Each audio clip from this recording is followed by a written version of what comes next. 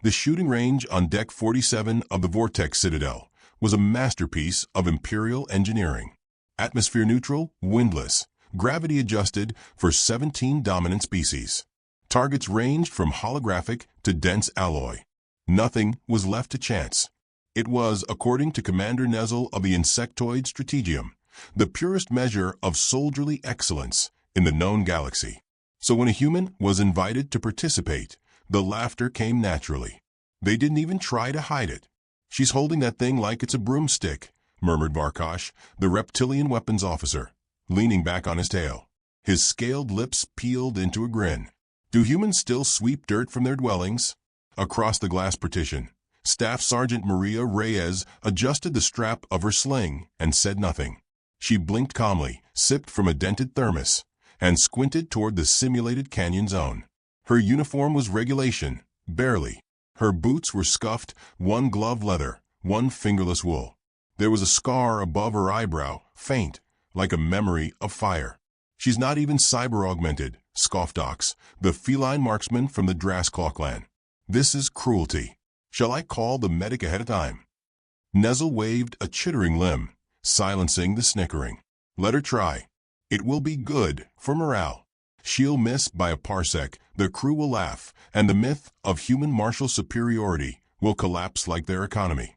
A low chuckle rippled through the command box. Down on the platform, Reyes knelt beside a weapon that looked older than the station. No railgun, no gravlock, just cold steel, dark wood, and a bolt-action mechanism that had likely seen 3 world wars. She cocked her head. "Do I get wind readings, sir?" "Unnecessary," the range officer barked, unsure whether to be annoyed or amused. "Right. Just checking." She smiled, brushing imaginary dust from her sleeve. "Can't be too careful with precision work." She took the shot. The round pinged harmlessly off a low ridge, 2 meters shy of the target. A clean miss. The control room erupted. Varkosh slapped his clawed palm against the glass. "By the scaled ancestors. That was adorable." Reyes stood slowly, reslung her rifle, and offered a small, self-deprecating nod. "Oops," she said. She walked off without protest, without embarrassment, like a woman leaving a church pew. Later that cycle, while the station lights dimmed for simulated dusk, Reyes sat alone in her barracks with her thermos and a black notebook. She turned to a fresh page, dated it in faded Terran calendar script, and began writing. One miss, intentional. Reactions as predicted. Varkosh boasts. Nezel watches, but does not see. Dox underestimates, overcompensates. Mission baseline stable. Patience. She closed the notebook, slid it beneath her bunk, and unscrewed the thermos. The smell of overcooked earth coffee wafted into the recycled air. She took a sip and stared at the wall. In the silence, her left hand traced the shape of a bullet wound on her side, scarred over, long healed, but never forgotten. She whispered to the empty room, "They think it's about aim." Elsewhere, in the Strategium's restricted observatory, Commander Nezel hovered over Reyes's personnel file with a curious interest of a predator eyeing a wounded animal. Most of the record was straightforward, Earthborn, 10 years field command, minor decorations. No notable augmentations. Medical clearance. The usual dull stats. But one section was redacted. Entire pages blacked out by Earth High Command. "Curious," Nezel muttered, tapping one chitinous digit against the screen. "Why redact a sniper's kill log?" Beside him, Subcommander Ilrix, a pale avian species with keen eyes, studied the grainy training footage. "She missed on purpose," he said after a moment. Nezel gave a dry click. Why would she do that? To set expectations. The next morning, Reyes arrived at the mess hall precisely 8 minutes before first bell. She offered a nod to every officer she passed. Her politeness disarmed them. Her soft cadence suggested humble intent. At table 9, she sat beside Gruba, a 4-eyed behemoth from Jatau. Gruba was known more for eating than speaking, but he had once won an arm-wrestling match against a cargo loader. "Morning," she said. Gruba looked down at her. "You got guts, little mammal." Must have packed the wrong lunch. He rumbled a laugh, then frowned. "You missed that shot." Sure did. But you don't miss, do you? She looked up at him with eyes too still for the room. Not unless I mean to. The silence that followed stretched longer than it should have. Gruba returned to his meal. He didn't laugh again. 2 days later, Reyes received her assignment. She was to accompany an elite alien recon team to the surface of an uncolonized moon in the Gedros system. The mission: locate remnants of a rogue AI enclave. Officially, she was there to observe. Human integration, they called it. Cross-species camaraderie. In practice, it meant alien condescension. Commander Nezel himself handed her the datapad. Just watch and learn, Sergeant Reyes. Leave the actual combat to professionals. Reyes smiled. Of course, Commander. I'm here to serve. She packed a single rifle, no scope. 3 mags. No drones. She brought 1 medkit, 1 thermos, and an envelope labeled letters in case of death. When asked why, she shrugged. Old Earth tradition. The recon team, Docs, Nezel Gruba, and a scout named Terrell, descended in a 4-person drop pod. Reyes sat quietly, buckled in, eyes closed. Docs rolled his feline eyes. You gonna nap through this too, Granny? She tilted her head. Only if I feel safe. Terrell snorted. Around us? You are. Then I suppose I'll nap. The pod landed with a seismic shudder. The moon's surface was ash-gray, windswept, dotted with metallic ruins, like broken bones half buried in sand. Old mining rigs loomed like forgotten gods. Tunnels yawned beneath them, dark and cold. Nezel took point. Docs flanked left. Reyes brought up the rear. Terrell vanished before the first hour passed. No alarm. No sound. Just gone. Nezel cursed and initiated a search pattern. Reyes knelt where the tracks ended. She ran a hand over the dust. No scuffle. No signs of drag. Docs hissed, tail twitching. Maybe he ran. No, she touched a small symbol carved into the stone near the tunnel entrance. A spiral with a line through it. That's a warning. How do you know? She stood. Because I left it. They stared at her. She smiled. Not today. Long time ago. Different war. Later that night, the campfire hissed under a makeshift dome. The wind outside howled like a grieving animal. Reyes cleaned her rifle in silence. Gruba watched her movements with quiet reverence. They say you used to train at altitude. Earth snipers learned to shoot through fog across valleys. Some of us did. Docs sharpened his claws on a vibrastone. And what is it with humans and your old stories? Every one of you talks like a campfire philosopher. Reyes reassembled her rifle and sipped coffee. We're not philosophers, she said softly. We're just the last species that still buries its dead. Nezel blinked. Meaning? She looked up. Meaning we remember what pain feels like, what ends look like. That's why we don't rush. We study. We learn. We wait. Wait for what? She finished her sip and stared into the dark. For the moment you stopped laughing. By the 3rd day, another scout disappeared. Docs found his gear stacked neatly. His helmet rested on a small stone, visor up, like someone had put it there with care. Nezel snarled. This is sabotage. Reyes didn't argue. Sabotage implies intent, she said. This is performance. What does that mean? It means someone wants you nervous, on edge, afraid. Doc spat. And you're not. She gave him a look colder than the moon's crust. I don't feel fear the way you do. Humans metabolize it. Like fuel. Gruba, watching her too closely, said she's not scared because she knows what's hunting us. Nezel snapped. Then tell us, Reyes. Enlighten the professionals. She sighed. You're thinking of this like a soldier. A problem to solve. But this is a message. She turned, pointed toward the ridgeline. That's the sniper's perch. Wind patterns here shift every 10 minutes. The temperature dips at night. Sight lines close. And she chambered around, adjusted for drop without a scope, and fired. The bullet struck a tiny, reflective strip nailed to a distant ruin. Exactly center. Doc stared. How? She handed him her rifle. It's not the tool. It's the patience. Gruba muttered something in his native tongue. Docs backed away. Nezel narrowed his eyes. Who are you? Reyes looked past them toward the dark. They used to tell stories, she said, about a creature that lived in the woods. A woman with iron teeth.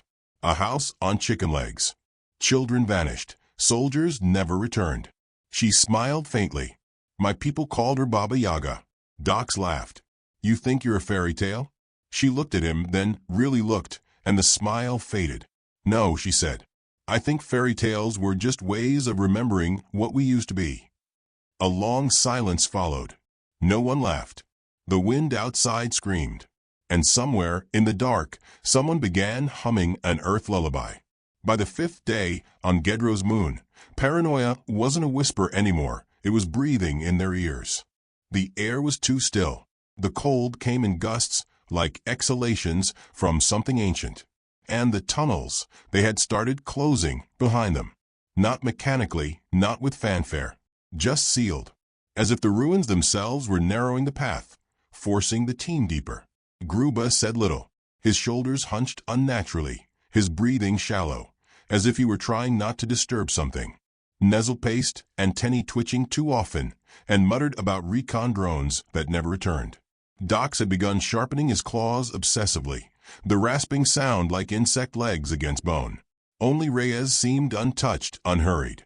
She brewed her coffee over a silent heatstone, stirred it with a stick she'd carved into a spiral. The others noticed. None of them asked. It had become routine now. Wake up to silence, mark another soldier missing, and then Reyes would write something in her black notebook. Nothing more. Just that. She never offered comfort, never speculated. She watched, recorded, and offered coffee. 2 more gone, Nezel said, without turning. That's 4 in 3 days. 6, including scouts, Docs corrected, tapping out the numbers like a death toll. 7, if you count the technician. We're not counting the technician, Nezel snapped. He wasn't combat rated. Reyes looked up from her cup. The sniper didn't care about ratings. That silenced the room. Docs's tail flicked. You keep saying sniper like it's some ghost story. I never said it was one. Nezel narrowed his many eyes. You say little, Reyes. When you do speak, it's often with riddles. She shrugged. Truth sounds strange if you're used to lies. Doc stood abruptly. All right, enough. I want to know. What do you think's happening here, really? Don't smile. Don't sip your damn coffee. Just talk. You've seen this before. You know something. Reyes held his gaze. Her eyes didn't glint, they absorbed. I think someone is watching, she said quietly. And I think they want us afraid. Not because it's fun. Because it makes us predictable. Docs blinked. You think they're testing us? No, she said. I think they already know what they need. They're just documenting the reactions. Gruba grunted. Like she does. Reyes didn't deny it. Nezel crossed the room in 2 long strides, the chitin of his limbs rasping like knives unsheathed. Enough with the mystery. If you know who's doing this, tell us. She stood slowly, thermos in hand. Fine. She walked to the holomap, flicked it on, and marked several places with silent touches. First disappearance here, she said. Second, there. This one was bait. That spot has no sight line unless you're watching from a tower 300 meters northeast. She turned and pointed out the window. Right there. No one said anything. The spot was shadowed, jagged, unreachable, without climbing gear. Doc scowled.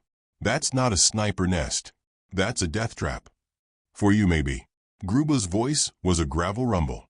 She could make it. Reyes looked at him, almost pleased. Not anymore. But someone else could. Nezel backed away slightly. Wait. Are you saying? I'm saying we're not alone. And that whoever's here thinks the game is already over.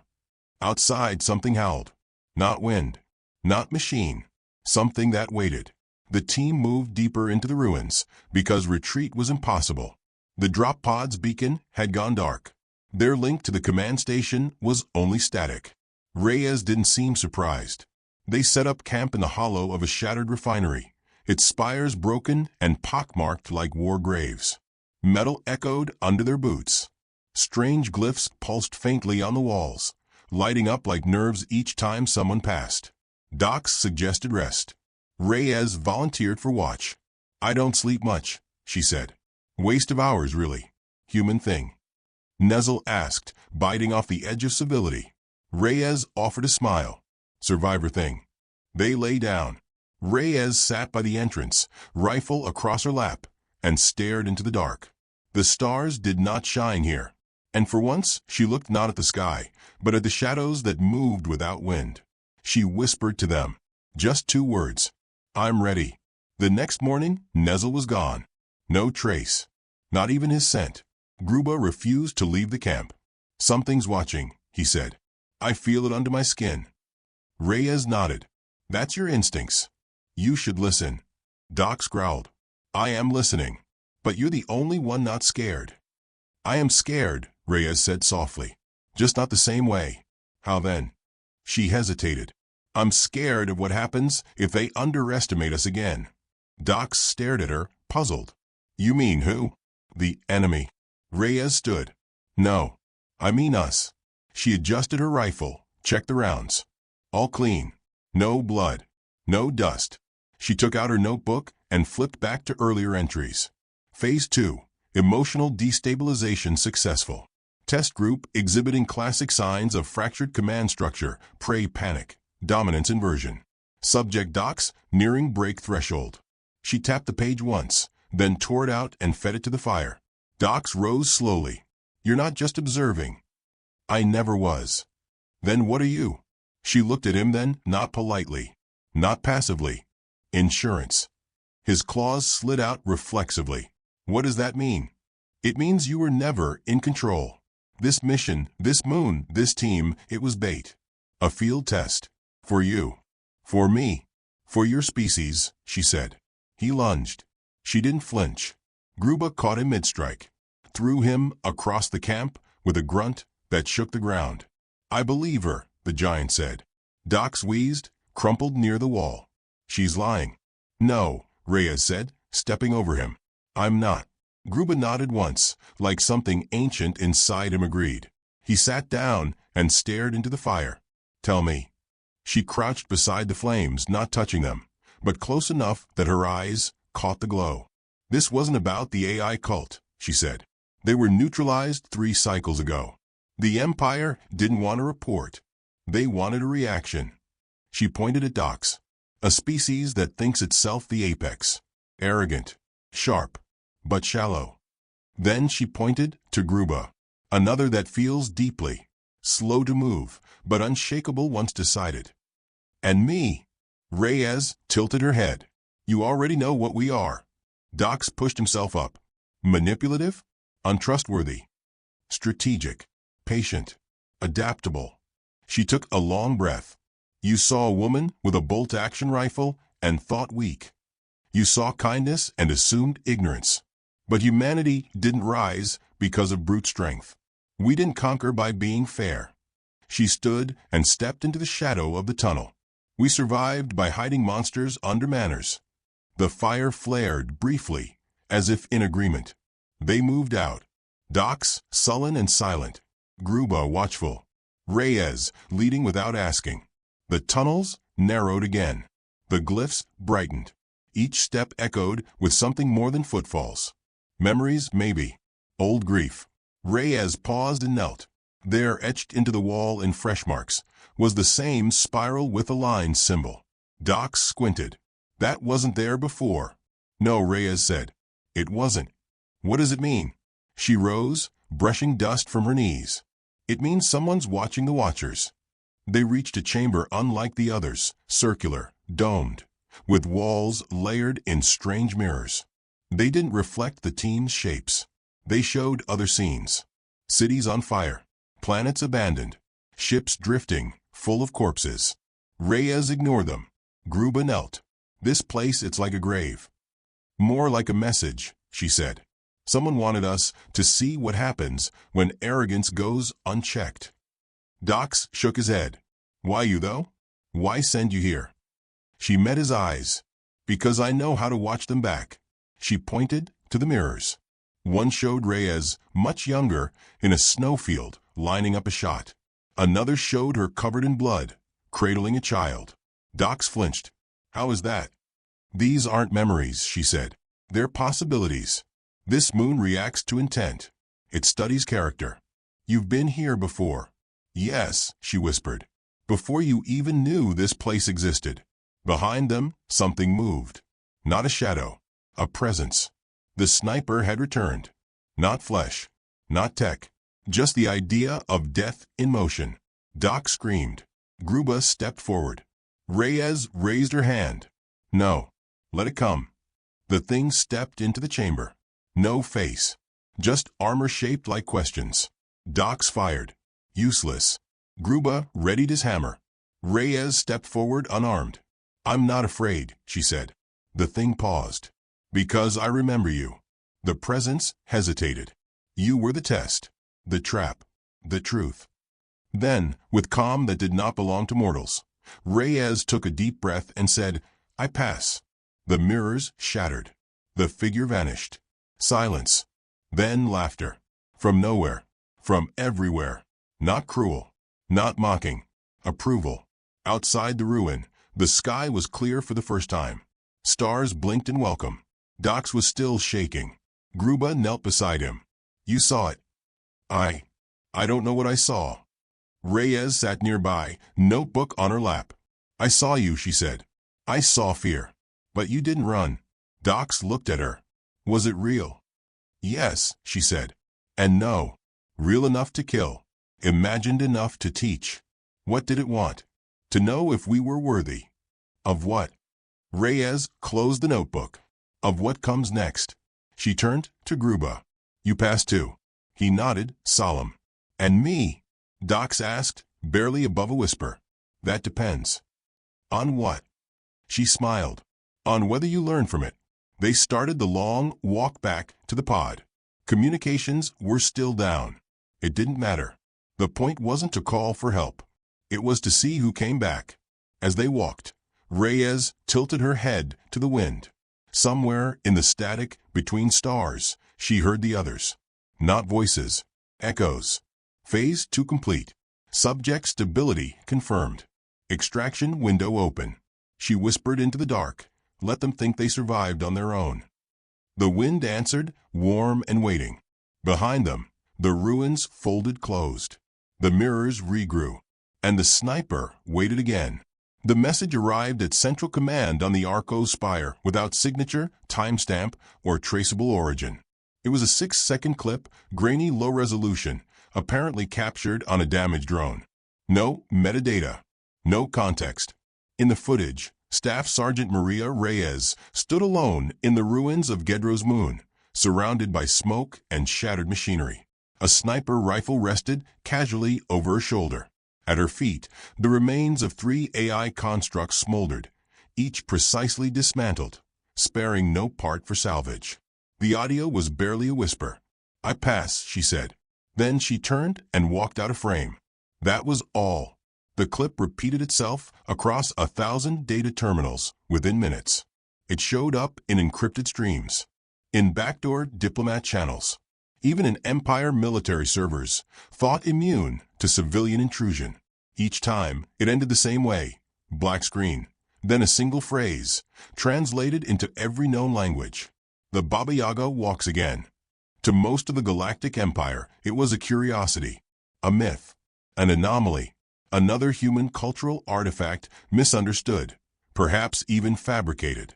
But to those who had seen the footage, the full footage, the uncut version leaked only to High Command, it was a revelation. Commander Nezel's final scream. Dox's fear-crippled silence. Gruba, the war-born colossus, kneeling not from injury but reverence. And Reyes calm, unhurried, eyes like the space between stars. She hadn't won a battle. She had ended a test. And the ones watching weren't sure whether they had passed or failed. Within days, strategic briefings across the Empire began referencing asymmetric threat indicators. Psychological instability was flagged on more than 6 alien-controlled worlds. Rumors spread that Reyes wasn't just a soldier, but part of something larger, something hidden. Some said she was the first. Others whispered she was the last. Across the core worlds, the question arose like smoke before fire. What exactly walks in human skin? On the outer rim, In a quiet port above Gasconex, Doc sat alone in a recovery ward. His fur had dulled. His posture had slumped. His eyes, once sharp with arrogance, now darted toward shadows. A therapist of his species asked him to describe what he'd seen. Doc took a long time before answering. "I thought she was soft," he said. "That she smiled too much, drank hot bean water, talked like an old storybook." The therapist nodded, taking notes. "But then I watched her step into death's mouth and come out cleaner." He swallowed. "She didn't kill because she had to. She chose when it mattered, and she made the killing look like kindness withheld." He looked out the viewport, where distant stars flickered. "I don't know if she's the weapon or the sheath." The therapist paused. "Would you serve with her again?" Docs answered instantly. "No, I'd surrender first." At that moment, on Earth, Reyes stood barefoot in a rain-wet courtyard outside a secure facility known only to a few as Black Nest. She had returned without being summoned. No shuttle logs. No recorded reentry. Just one morning, there she was, standing beside the flagstones and hydrangeas, steam rising from a fresh thermos in her hands. Inside the facility, behind triple-sealed glass, her handler watched her approach with a tightness behind his eyes. "She came back early," said Major Lin, watching the security feed. "Protocol says we initiate debrief." "No," said the man beside him, older, with a voice like dry winter branches. "She'll come in when she's ready." Outside, Reyes sat on a stone bench, opened her notebook, and began to write. Her gloves, still mismatched, sat beside her. Rain beaded on her face. She didn't flinch. Inside the control room, the older man pointed to the live video feed. "Freeze that," he said. "Zoom in." The technician complied. The screen focused on the open page of Rhea's notebook. She had drawn a circle, lined with glyphs unknown to human record. At the center, the spiral with a slash, the same symbol that had marked the tunnels on Gedros. Below it, a sentence. "Test group destabilized. Fear response adequate. Implantation phase approaching viability. Galactic species unprepared for internal theater warfare. Operation Folk Memory, green light pending." Lynn's face paled. She wasn't studying the aliens. "No," the old man said. "She was studying their ability to fear." "What's Operation Folk Memory?" The old man didn't answer. Instead, he turned toward the vault and keyed in the override. As the heavy doors hissed open, he said, "Something they'll remember even after we're gone." Weeks passed. Rumors became doctrine. In hidden corners of the galaxy, military doctrines were rewritten to include contingency plans for human cultural agents. No one knew how many there were. No two looked alike. Some were scientists, others janitors. A few were artists. But all had one thing in common. They smiled when you weren't looking. On a neutral space station called Varelian Reach, a symposium was held between species to discuss human escalation thresholds. The Drask sent an ambassador in a Kevlar-lined suit. The insectoids arrived with drones. The Jetal sent no one. They had already begun evacuating their border colonies. Gruba, once a simple infantry brute, now sat in the front row, wearing robes of a cultural liaison. He had petitioned to retire, but had been denied. "Your proximity to subject Reyes makes you invaluable," the file had said. Now he listened as a hologram of Reyes appeared in front of the council. It was a simulation, a training tool. She stood holding a mug and offered greetings in every species' tongue. Smiling, neutral, calm. Then the feed split. First, her known combat stats. Then footage from Gedros. Then her personnel record. Then the redacted section. A moment of hesitation. Then it opened. Not with words, but with a sound file. A human child's voice, whispering in Old Russian. The translator kicked in. "She comes in the smoke. She walks through frost. If you see her eyes, you're already gone. Baba Yaga. Baba Yaga. Do not run. It only makes her smile." The room fell silent. Gruba stood slowly. "I saw her hum that song," he said. "After burying the dead. After killing, too. No rhythm. Just habit." The Drask ambassador snarled. "You're telling me this myth is real?" Gruba turned toward him. She isn't the myth, he said. The myth is how we explain her. To ourselves. A silent pause. Then he added, and she's not alone. The council disbanded early. Back on Earth, Reyes stood before a small fire, burning her notebook page by page. Each flame carried information that would never be archived. Her next book was already half-filled. Major Lin approached her from the treeline. You don't sleep much, he said. She offered the thermos. Neither do you. He took it, sipped, winced. This tastes like rust and shame. She smiled faintly. That's how you know it's working. He stared into the flames. You've caused panic in 3 sectors. Do you know that? I'd be disappointed if it were only 3. He looked at her. What are we going to do with you? Let me finish. Finish what? She tapped her temple. The next phase. We've mapped fear. Now, we learn how they respond to awe. Lin raised an eyebrow. You think they'll worship us? No, Reyes said. That would be a mistake. But I think they'll stop mocking us. You want to be loved? She laughed, low and brief. No, she said. I want them to remember that humanity doesn't rage. We return. Lin nodded, thoughtful. Then asked, what comes after the Baba Yaga phase? Reyes's expression changed just slightly. The smile faded. The stillness returned. That's classified. She dropped the final page into the fire and turned toward the forest. Tell Command I'm ready, she said. And cancel the symposium on Terran ethics. That chapter's closed. He watched her disappear between the trees, her outline melting into mist. And somewhere across a dozen systems, tiny signals blinked to life. Not pings. Not requests. Just location markers. Already there. Already watching. And waiting. In the heart of the Empire's High Command Citadel, a planet-sized stronghold carved from obsidian and ice, 12 alien species convened under the dome of consensus. They had gathered in whispers, behind closed signals and sealed warp gates, summoned by a threat they could neither categorize nor contain. They called it the human problem. The chamber echoed with hollow confidence, layers of power wrapped in protocol. Holograms flickered like ghosts over polished black stone. The ambassadors each arrived with contingents, advisors, envoys, bodyguards, and beneath their practiced expressions was a shared truth no one dared speak aloud. They were afraid, not of numbers, not of firepower, but of implication. Because if even half the reports about Staff Sergeant Maria Reyes were true, then everything they believed about humans, about their evolution, their supposed weakness, their smiles and stories, was wrong. She is one agent, said the Yazud delegate, a mist-bodied empath whose voice rippled with enforced calm. One anomaly. No, replied the Kravitactician, mandibles tight. She is one we noticed. Across the chamber, the Drask representative narrowed her eyes. You ever hear of a race where the anomalies are deliberate? That was the problem. Everyone had heard of humanity's kindness, their chaotic adaptability, their useless nostalgia, their fragile bodies. But none of that explained how a single unaugmented woman had walked into an AI death zone and emerged untouched, having neutralized the threat and destabilized an elite recon team without so much as raising her voice.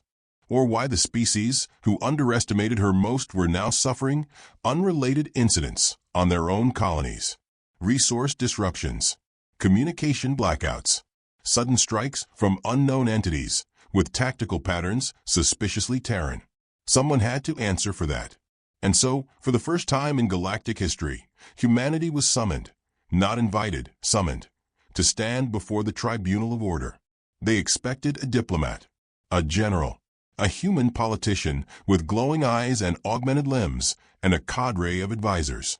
Instead, Maria Reyes walked in alone, wearing field boots, a wool-lined jacket, a steaming thermos in one hand. She paused at the threshold, as if taking in the scent of the place. Then she smiled, the kind of smile that made even the walls go still. No weapons, no entourage, just her. The council fell into a hush that felt like gravity. Staff Sergeant Reyes, the Yazud began cautiously. You've been brought here to explain a pattern of human escalations. Reyes nodded once, politely. Of course. Would you like a full report or just the uncomfortable parts? There was a pause. The Drask delegate leaned forward. What are you? Reyes glanced down at her thermos. Took a sip. Human. No, the Krava rasped. Human, we understand. You are not that. She tilted her head. Perhaps you understood the packaging, not the contents. The Azud's voice stiffened. You manipulated an entire recon unit.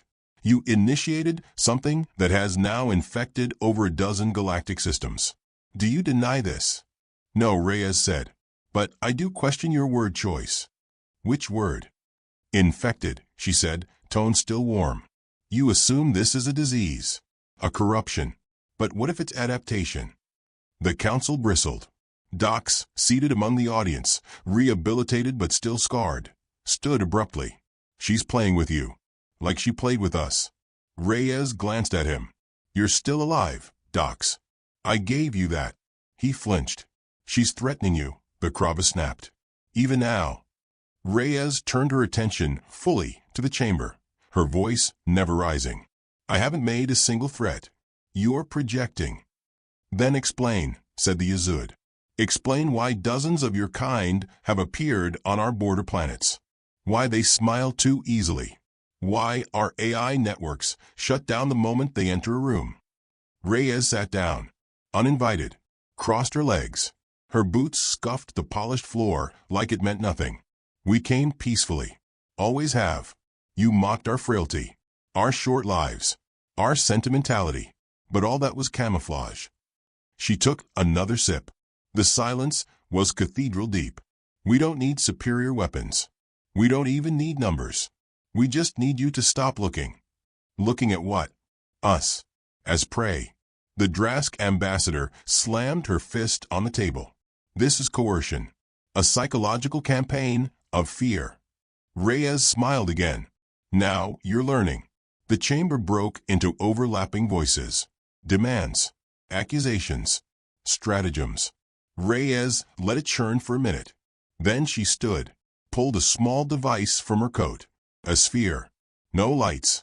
No visible tech. She placed it gently on the center dais. This is a map, she said. Not of stars. Of perception. It shows every place you've underestimated us. Every outpost, every trade deal where you lied to us, every colony where a Terran was sidelined or discarded. The sphere unfolded like a flower. Dozens of systems lit up, then hundreds. Each light pulsed, not in location, but in emotional resonance. Fear, resentment, arrogance. All recorded. Impossible, the Azud breathed. That would require centuries of memory, Reyes finished. That's our specialty. Not digital. Cultural. Folk memory. Stories passed down. Eyes that notice patterns. Names written on bullets. She stepped back. You laughed when we brought books instead of bombs. You shrugged when we brewed coffee instead of integrating with your neural mesh.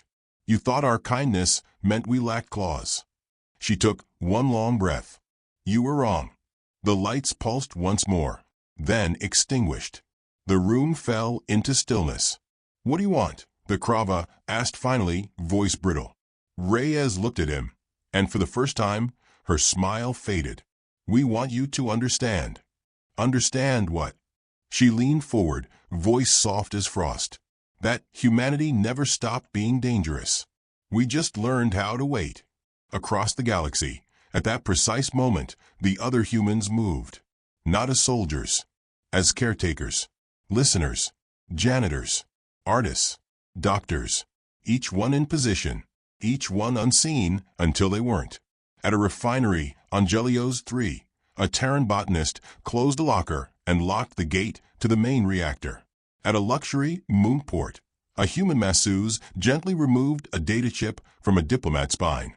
On a science vessel orbiting a red dwarf, a librarian whispered a keyword into the mainframe. No sirens. No blood. Just control. Back in the Citadel, the Krava delegate rose, trembling. This is war, he spat. No, Reyes said. This is checkmate. The war never started. You never realized you were on the board. The Azud's glow flickered. You would doom us all? Reyes didn't blink. We would prevent the next genocide. By terrifying us? By reminding you. She picked up the sphere, closed it, tucked it into her coat. This ends now. Or later. That choice is yours. But either way, you'll never see us the same again. She turned, walked calmly toward the exit. No one moved to stop her. The doors hissed open. As she stepped through, the Drass called out. Baba Yaga, she said, voice a growl. That name. That thing. What is she to you? Reyes paused. She didn't turn around. She's not a thing, she said. She's a warning. Then she was gone. In her wake, fear filled the room like gas. The kind that doesn't need fire. Only a match. Far away, at the edge of the galaxy, Gruba watched the stars from a hillside bunker. Children played behind him, safe inside the compound. Some human, some not. All laughing. He heard the broadcast. Saw the council's sealed transmission leak into the black channels. He nodded once, to no one. They know now, he said. Beside him, a young human woman set down a crate. Will it change anything? No, Gruba said. But it will make them careful. The woman smiled. Good. I like careful enemies. He looked at her. You remind me of someone. And across the stars, beneath waves of silence, humans waited. In libraries, in courtrooms, in mines. They folded sheets, washed dishes, painted murals.